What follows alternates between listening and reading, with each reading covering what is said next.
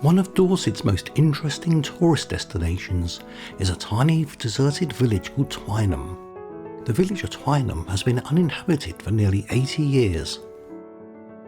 Before that, it was an idyllic countryside village, located a couple of miles from the sea and the delightfully picturesque Warborough Bay. I've made a separate video about the bay, link in the description. So what happened to this quaint little village? Why did the inhabitants decide to leave? In November 1943, the village and surrounding heathland were commandeered by the War Office, now the Ministry of Defence, for use as firing ranges and for the training of troops.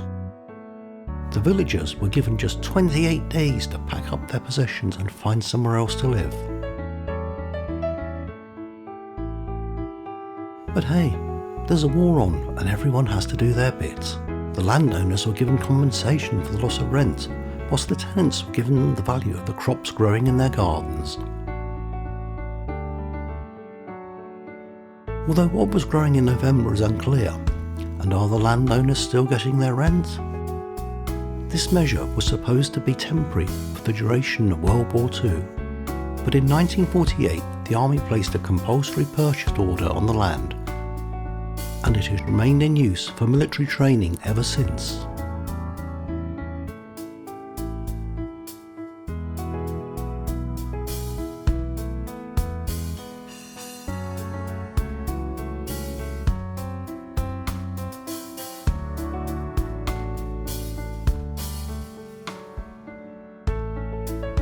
Today, rusty battle-scarred tanks and the like are scattered in the countryside, target practice for the army.